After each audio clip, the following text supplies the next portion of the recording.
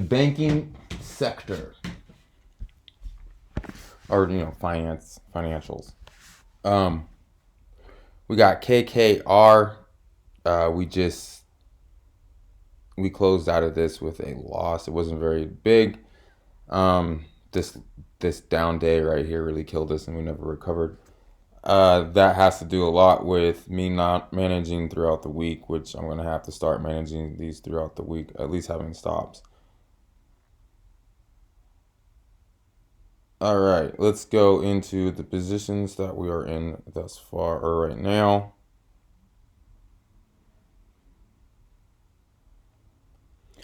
KKR, I'm frustrated with this stock. However, it is kind of doing exactly what it's supposed to be doing. It is. We had our nice little run up. It came down, it kind of reversing trend as it broke everything. However, it came down and then it's hovering around the 40 or the 55.48. It looks like it's going to be hovering here for just a little bit as it wanted to push down, and it did twice, but then it got like look below and failed like really once right here. This is the look below right here. It came back and then it looked below for real and failed, and that's that little doohickey right here. So it got everyone out that basically had this as a stop, got them all out, and then proceeded higher. That might have been the catalyst that we need for us to break higher. If we do, and it all has to do with the market, man, because you see, market. This is Friday, Thursday, Wednesday, Tuesday, Monday. Market was basically horrendous all last week, kind of really choppy. And I mean, this sneakily started coming back on Wednesday, Thursday, and then Friday when the rest of the market was doing all right. This was counter trend. However, again, if it can get above this 55.48, hold it, then I'm more interested because it's going to take a couple days unless it blows up there. Then, I mean, I'm wrong. But if it holds right here, then our 50 will be moving up higher, which that's kind of what I'm looking for. And if you look, everything else on Friday in the financials was green besides KKR. Ooh, I like this. This looks good. We're above the 41.91. 1, 2, 3, 4, 5. So we were here Friday. We popped up. We basically got to the 43. I mean, literally 42.91. Got rejected. This is Wednesday, Thursday, and then Friday, Bank of America held. I mean, on Thursday, we basically tried to close above. I don't know. What did we close at? 41.87. So what? 8 cents? 8 cents below. Then the next day we closed a nice hefty 40 like 50 cents up above. 51 cents above. So, and I'm talking about this line right here, 41.95. We have been playing the 20, the 20, the 20, and it looks like we are ready to proceed higher, at least test the 43.23, test these new highs of 42.95, and I wouldn't be surprised if we go higher. Let's talk to Chuck. I like him. This is Monday, Tuesday, Wednesday, Thursday, Friday. Again, this is all market mumbo jumbo, which the whole entire market was down. So if the whole market's down, there's not much we can do. We are in Chuck. We have the June 80s, which we took a 50% haircut. We paid $46, and now they're like $29.50, so $30, $16 haircut. I'm not worried about this position whatsoever. We'll revisit this next week. I see us at least trying to hit the 74.64 next week, pending the market doesn't have a whole bunch of all over the place. Oh, this is just terrible. We missed these guys by a week, I think. Yeah, because we're no longer in them. That's frustrating. Because I mean, it ended up hitting exactly what we wanted. It just didn't hit there fast enough. Uh, Wednesday would have been the best day to get in right here, and I mean, it literally has taken off since there. 4 points, and I'm pretty sure this is gonna go higher.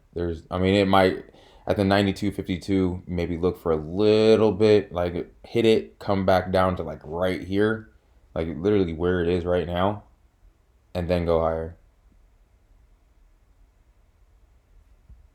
NTRS, we made great money a couple weeks ago on this. We caught this move. Then kind of choppy. We're still really choppy. Again, Wednesday, just like Blackstone, this would have been beautiful to get in right on Wednesday. Um, Looking for the banks really for this to hit the 124. Might not be too late. Just be careful because it could go, like, it all depends on how the market feels. CME, this would be a new one for us to be discussing. Uh, Very frustrating. Then this is the first week we're discussing this because this was just gorgeous. Um, yeah, I see. This is beautiful. I kind of want to see it kind of break out or like again make a new high, come back down, and then we'll re-look to get back in. So probably next week. T-Row price, we hit this one basically perfect on the first run up. We hit it here, and then we missed Wednesday, and since Wednesday it is back on fire. It's 11-point gain in 3 days. FAS, we are in FAS. We got in late Friday or late Thursday. So we got in on FAS here. Of course, this of all of them, this is the one that's not doing the greatest. However, it's triple leveraged, and if the banking sector starts or if the finances start going well, then FAS, we are positioned great for FAS. We went out a little further on this one. We went to July 16, 145. We paid $2.17 with a mark to mark right now at $2.28. So we are uh, up 5%. We're up $11 on this, and I see that it's gonna blow past this 125. Once it does, then 140 is that's why I got the 140s. But I got it all the way for July, so I gave myself an entire month expiration before it expires. That's why I kind of paid up for it. But just to give myself the gift of time, let's look back like a whole entire month. Um, like a month ago, we were at 100, right? Let's go weeks because what I'm giving myself almost 6 weeks. So 1, 2, 3, 4, 5, 6. So right around this area. Oh yeah, right around the 100 area. And yeah, I mean, it basically touched the 9 weeks. I don't see anything wrong with the FAS. I see it's poised now. The only way that this gets destroyed is because it's triple leverage, uh, you know, financial bull. So if the finances turn, this is going to turn and it's going to be ugly and it's going to get ugly fast because it's triple leverage. However, as long as it doesn't, if finances have a good day, then this is going to explode. Goldman Sachs is another one. It kind of looks just like FAS. I mean, literally looks just like it. Earnings was right here. They blew earnings out of the water, like doubled. And since then, it's sky's the limit. We're looking at a weekly chart. Again, it touched the 9. It's running the 9 perfectly. It's up and away. BlackRock, same thing. Same thing. We caught this right here. This run up. These are weeks. Don't forget. Well, we didn't catch it all the way back here. We caught it like right here. Let's go to days and so I can show you. We got this run up. Yeah. Watch out. Once this gets going, as you see, the $15 move. This can move and it can move big. Like it could easily get to. You have to remember the law of percentages, right? The law of percentages is key on this. So from this line to this line, that's 90.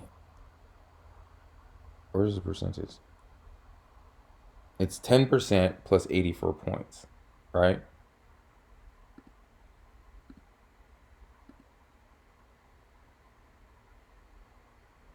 %10 is 91 points. See how that's an extra $10. So if it has the same move, that brings us to 956, right? That same 10% move. Does that make sense? So 10% from here to here is not the same as 10% from here up.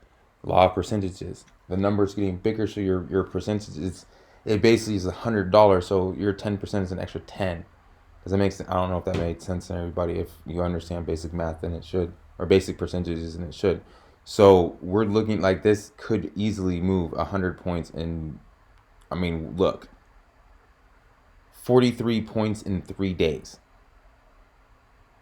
This could easily get to 926 to 999 before July, easily. Because here's the thing: if they start raising rates, then every last one of these banks, it's like oil. Oil and banking basically got destroyed in 2008, and they're the two sectors. If you remember, it's been a long time, right? It's been a very long time, and this is kind of right when I was getting into everything. This was 2008. What was leading the market? Like the two major things was oil and finances. Since 2008, it's been nothing but technology. Technology has completely controlled the world, right?